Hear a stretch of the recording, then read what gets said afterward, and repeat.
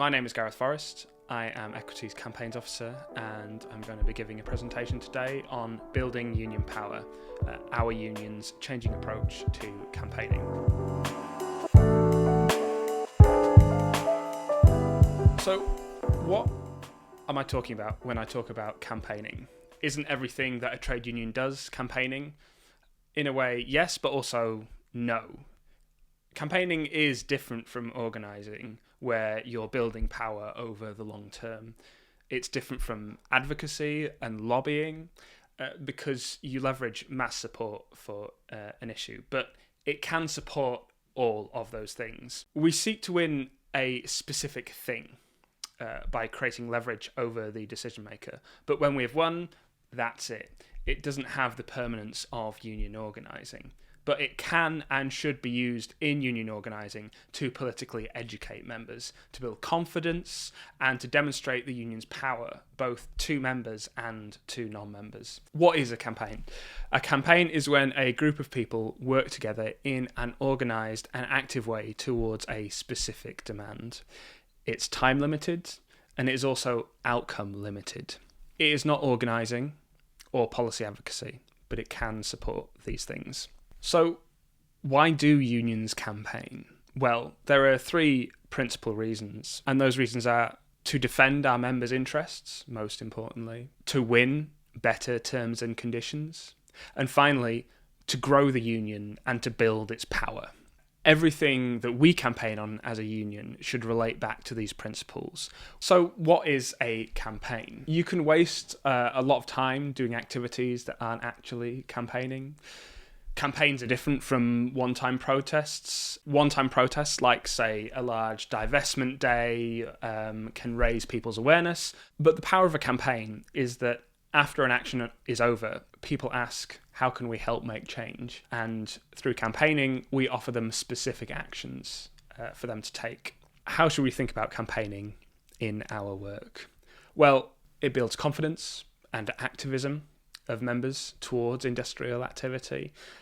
It is a form of political education. It's a really, really powerful tool to get any trade unionist into trade union activity. And it can also give you a focus if you're struggling with a particular organising effort, say in a workplace or industry. And it also brings members together across disciplines and geography. So a campaign isn't just a public awareness exercise. And it could be entirely focused on members with no public element. And this is where I always say, if your first thought is, what do we put on Twitter, then stop, because that is not a campaign. Social media is a really, really important element of campaigning, but you must not and cannot start with thinking, what do we put on social media?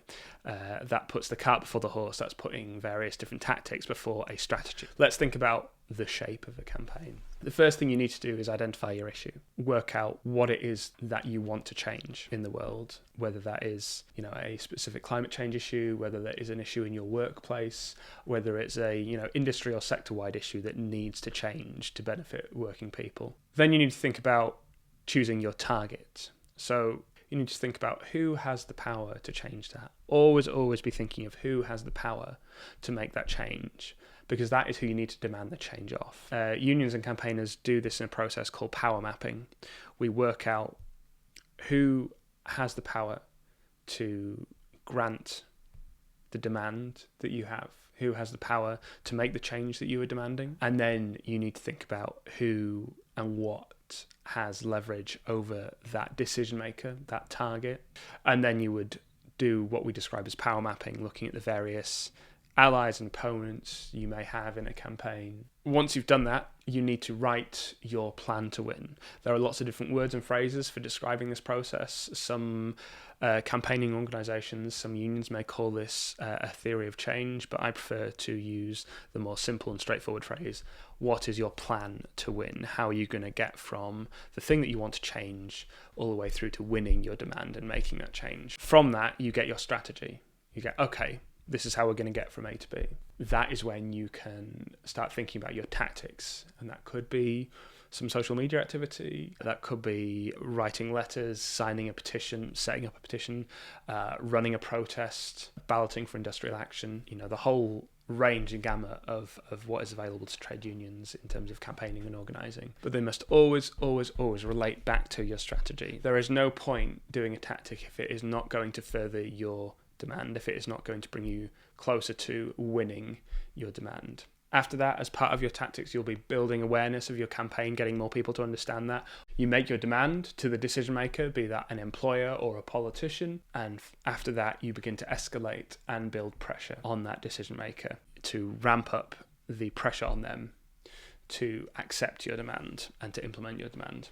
And finally, you report back to the base, something that is always forgotten in union activity. It's so easy to do. Having said all that and laid out that structure, I really want to emphasize a really core principle. Campaigns are messy, and it's better to have a fast and messy campaign than a slow and perfect campaign strategy that never gets off the ground. Campaigns are messy because things will change all the time, and it will not look like what you have written down on paper as a strategy. So it's really important to remember that, and to not feel bad or not feel down about the fact that, maybe everything hasn't followed your, beautifully written out plan. What does that look like in more detail? This shape of a campaign. Step 1, getting started. At the start of any campaign will be a problem that you're trying to fix. So think about, what are some of the big changes that you want to see in your industry? What do you really want to change? What needs to change for the benefit of your members? This is perhaps the most important principle that we'll talk about in this presentation. Choosing your issue. There are 3 core principles that we need to adhere to when thinking about choosing a campaign issue. A campaign issue should be widely felt. It must be deeply felt, and it must be winnable. What I mean by that is widely felt. A lot of people agree with you that something is an issue. Talk to your co-workers, talk to people in your workplace, and you'll say, hey, this is an issue for me. Is it an issue for you? That's widely felt if you find a lot of people. But then you must test that. Is it deeply felt? Do they care about the fact that, you have short rest breaks, for example, or that, you don't have a coffee machine in your workplace? But actually, they don't care a lot about that. It's just something that bothers them a little bit. That is not a deeply felt issue. A deeply felt issue is something like, we've had a pay cut, or we've lost some annual leave, or actually something that we are doing as a workplace is really damaging the environment and I want to stop that. These are deeply felt issues. So you must have a widely felt issue, you must have a deeply felt issue, and you must have an issue that is winnable. And what I mean by winnable isn't that in the space of your campaign, be that 3 months or 3 years, that you necessarily don't win every single one of the demands that you've set out, be that a 10% pay rise, or a change in your break schedule, or better terms and conditions. But you are able to achieve some of those, and importantly, you are building the strength of your union and the organizational ability of your union to, in the future, win those demands. Next, who has the power to change things? So this is where you find your target and you find your allies, and you need to write a power map in order to do this. So that helps you to work out who can make the decision that would win the change that you want, where do they stand, who influences that person, who else cares, and where they stand as well. And this is a really important process to go through, because it helps you to understand where you need to exert your leverage, where you need to put your energies as a campaigner, as a union, in order to win the demands that you are making. And a power map is a very simple thing to do. Basically, you have an x-axis and a y-axis with most influence, least influence, ally and opponent on either axis, and you sit down with everyone else involved in the campaign and you start to spitball, okay, so who is the real target? Who has the power to make the change that we want? And around that person, who are the people that influence that decision maker? And that's where you start to spitball ideas about who these people are, what these organizations are, or individuals or personalities or whomever it is that have that level of influence, who are able to exert pressure, or who by their actions would pressure the decision maker. You map those out, you understand whether they are friendly to you or not, and then what the tools are that you can bring to bear to move those people, to ultimately move your decision maker to do something. So next is your plan to win. And that is on the face of it, a very simple exercise, but it's a really important thinking process for you to help out how you're going to work your campaign. So a plan to win is a 1-sentence expression that basically sounds something like this. If we do tactics, then strategic goal or change happens because of these reasons. It's a really simple, straightforward sentence, but that allows you to do a lot of thinking to set out precisely how you're going to prosecute your campaign, and the rest of your planning and the rest of your campaign will work towards that framework that the plan to win is.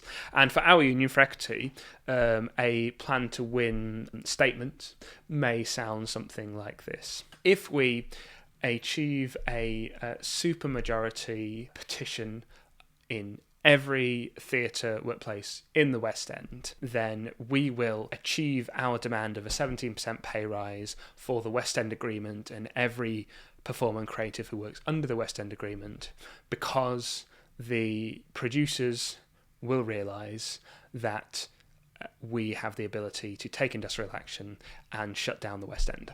It helps you to set targets, be very clear and focused in what you're going to do to make sure you're not going off in all different directions, and it helps you to measure your success. Whatever you achieved in your campaign, you can set it against your statement plan to win and work out to what level your campaign was successful.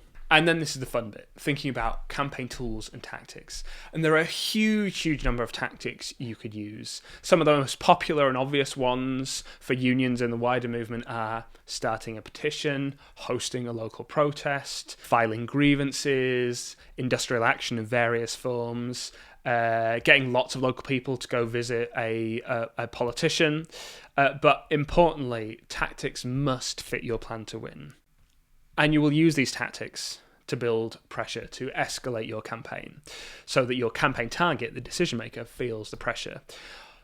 And this is really important because throughout the lifetime of your campaign, one of the key decisions that your campaign target, your decision maker, will make is, can I ignore this campaign? And your challenge as a campaigner is to make them realise that it will be easier for them to accept your demand than it is for them to ignore you. So you need to make them think that you are not going away and things will get worse the longer they ignore you. And finally, reporting back. Celebrate your wins. This is really important because you tell your supporters what happened, you make them feel valued, you validate your campaign publicly, make them realise that they were part of something that truly, really happened. You make them understand, you politically educate them as to the power of collective action. It is such an important, empowering feeling, sense of solidarity and power. And it's really important to make sure your campaign supporters, the activists who have been involved in your campaign, feel that, so they understand the power of what we were able to do as a campaign and what we achieved in our interests for our members. And it helps you to set the narrative further down the line with press, with social media, to make sure that you claim the victory, the employer knows what happens, or your target knows what happens if they try something like this again. And this helps us build power over the long term, beyond the life of the campaign. So I will just leave you with a couple of thought exercises for you to go away and think about how you would design and run a campaign. And these examples are from our sector, from equity, from the creative sector, so they may not necessarily be appropriate to what you're facing in your workplace or in your environment, but the broad principles are the same. So, two scenarios. The first scenario: you discover a producer running a big international arts festival in a city near you is seeking volunteers to run backstage elements of the festival for free, citing CV experience as a benefit of volunteering. How would you run a campaign to respond to this? And the second example: a local council officer has refused to sign a union agreement at the theatre that it owns. How would you run a campaign to force the council politically to change its mind? Those are the two scenarios. Go away and think about those. Whether you've never run a campaign before or you're a seasoned campaigner, there are a couple of useful thought exercises to think about the different strategies and tactics you would employ as a campaigner to win those demands. Thank you very much for watching. I've been Gareth Forrest, Equities Campaigns Officer, and it was a real pleasure to present this campaigns presentation to you.